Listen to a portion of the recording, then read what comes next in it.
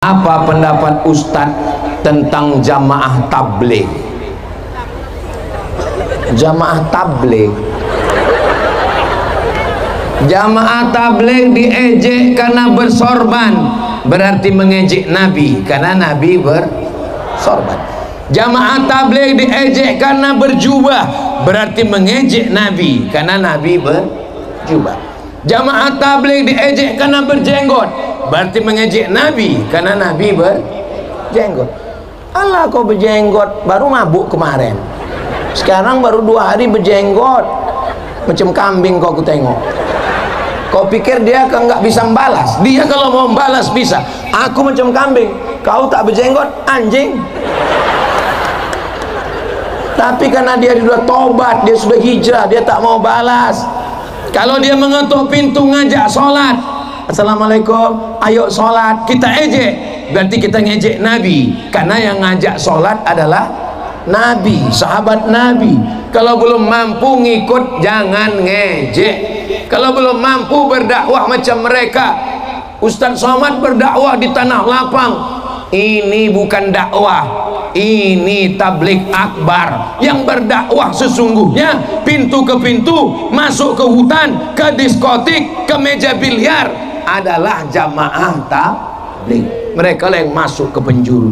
Setelah mereka diajak ke masjid, ramai masyarakat, barulah panitia, mari kita dengarkan tausiah yang akan disampaikan oleh Al-Mukarram Ustadz Abdul Somad. Sebenarnya Ustadz Somad ceramah di depan orang yang sudah baik. Adapun jamaah tabligh berceramah di tempat diskotik, berceramah di tempat orang dugem. Tahu dugem? Dugem itu duduk sambil gemetar. Mereka masuk ke diskotik, mereka masuk ke tempat dugem, mereka di situ tidak pakai tabligh akbar, tapi berbisik kepada orang yang sedang mabuk itu.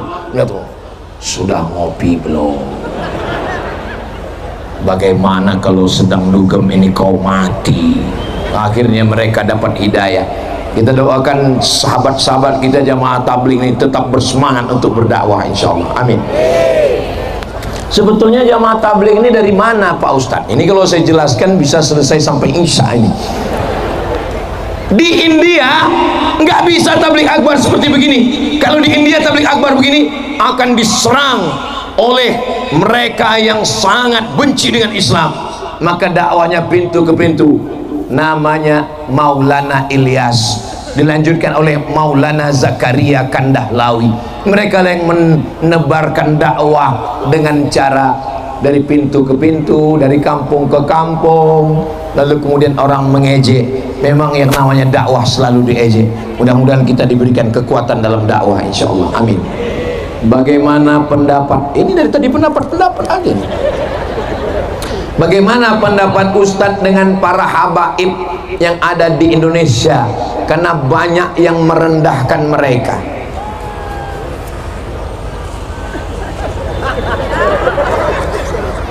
Masih konsen? Masih fokus? Nabi Muhammad SAW punya anak perempuan, salah satunya namanya Fatimah. Fatimah punya anak laki-laki Sayyidina Al-Hasan, Sayyidina Husain. Makanya ada keturunan namanya Al-Hasani, keturunan Hasan, Al-Husaini, keturunan Husain. Husain punya anak laki-laki namanya Ali Zainal Abidin. Ali Zainal Abidin punya anak laki-laki namanya Muhammad Al-Baqir. Muhammad Al-Baqir punya anak laki-laki namanya Ja'far Shadiq. Ja'far Shadiq punya anak laki-laki namanya Ali Al-Uraidi. Ali Al-Uraidi punya anak laki-laki namanya Muhammad An-Naqib. Muhammad An-Naqib punya anak laki-laki namanya Isa Ar-Rumi. Isa Ar-Rumi punya anak laki-laki namanya Ahmad bin Isa Al-Muhajir. Ahmad bin Isa Al-Muhajir punya anak laki-laki namanya Ubaidillah. Ubaidillah punya anak laki-laki namanya Alawi. Keturunan Alawi ini disebut dengan Ba'alawi. Keturunan-keturunan Ba'alawi ini punya marga-marga. Ada marganya Asy-Syihab, itulah dia Habib Rizik Syihab. Ada marganya Al-Haddad, itulah dia Ratib Al-Haddad. Ada marganya Al-Attas, itulah dia Ratib Al-Attas. Ada marganya bin Yahya, itulah dia Habib Lutfi bin Yahya. Ada marganya bin Syekh Abi Bakar, itulah dia Habib Umar bin Syekh Abi Bakar. Nah, ini mereka ini disebut dengan Habib. Habib artinya yang dicintai dan yang mencintai. Kenapa mereka disebut mencintai? Karena mereka sayang kepada kita. Kenapa mereka disebut dicintai? Karena kita pun sayang kepada mereka. Mudah-mudahan kita termasuk mencintai para habaib ini, insyaallah. Amin ya rabbal. Bagaimana pendapat Ustaz? Pendapat terus tentang zakat profesi. Apakah tepat ketika zakat profesi ini diwajibkan untuk ASN? Ngitungnya jangan cuman gaji pokok, tapi yang dihitung total. Gaji, SPPD, keluar kota, uang tunjang, uang sikut, uang sundul, uang tanduk, uang sipak, total semua. 1 bulan 10 juta, 1 tahun 120 dikeluarkan tiap bulan. Karena sudah sampai nisab. Yang belum sampai nisab, maka dia masuknya infak dan kok somat? Sodako. Yang sudah sampai nisab namanya zakat. Yang tidak sampai nisab namanya infak dan sodako. Ini kalau dilihat dari wajah-wajahnya ini, sebulan ini minimal 10 juta lah. Jadi kalau sebulan 10 juta, bayarnya ke Basnas, Badan Amil Zakat Nasional Kabupaten Tanjung Jabung Barat, storkan ke Basnas 2,5%. Jadi kalau 10 juta 250.000 rupiah. Kalau 100 juta, memang kalau udah cerita zakat ini banyak yang pura-pura bodoh memang. Kalau 100 juta 2,5 juta. Kalau 1 miliar 25 juta. Yang nggak bisa ngitung, gerak-gerakkan aja mulut biar semangat saya sikit. Ini kalau dilihat ini tabungannya ini paling dikit, ini 1 miliar. Amin. Maka nanti ngeluarkannya 25 juta kali 1.000 orang. 25 juta kali 1.000 orang 25 miliar. 25 miliar kalau diberikan ke cendol, berenang sambil minum gitu. Ya Allah, bukakan rezeki masyarakat kami ya Allah. ASN, PNS, pegawai, polisi, tentara, BUMN, perusahaan, keluarkan zakat. Paling bagus potong atas. Gak perlu tablik akbar, gak perlu ceramah. Bapak Kapolres gak usah ceramah, cukup ngomong aja zakat potong atas.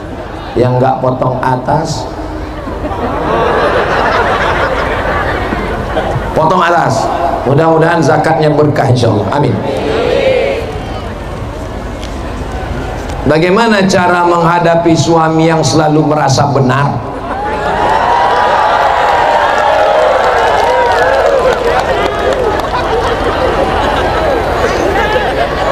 Suami juga manusia, punya silap, salah, dan dolar. Saya suami, apakah saya mentang-mentang saya ustadz saya betul terus? Saya bisa salah, saya bisa emosi. Maka yang menasihati saya siapa? Yang menasihati saya adalah guru saya, saudara saya. Ibu jangan tegur suami sendirian. Ibu di backup oleh 6. Ibu punya wali, Bu. Yang pertama ayah, yang kedua kakek, yang ketiga abang, yang keempat adik, yang kelima paman, ayah, abang ayah, adik ayah. Mereka lah yang menasehati suami Fir'aun ini. Fir, ini sebentar. Kau tidak selamanya benar, kau manusia, kau bisa emosi, kau bisa salah. Jangan ibu yang lawan suami. Jangan pulang dari sini langsung ya ayyuhal fir'aun.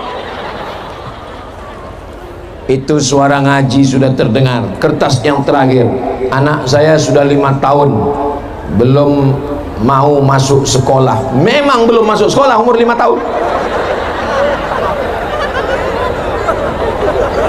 Anak saya masuk preschool.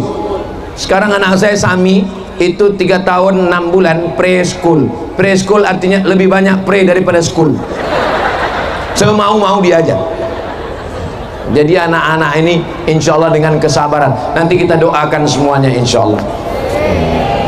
Kalau ibunya yang semangat, ibu aja masuk sekolah. Mudah-mudahan Allah menjaga Tanjung Jabung Barat. Allah jaga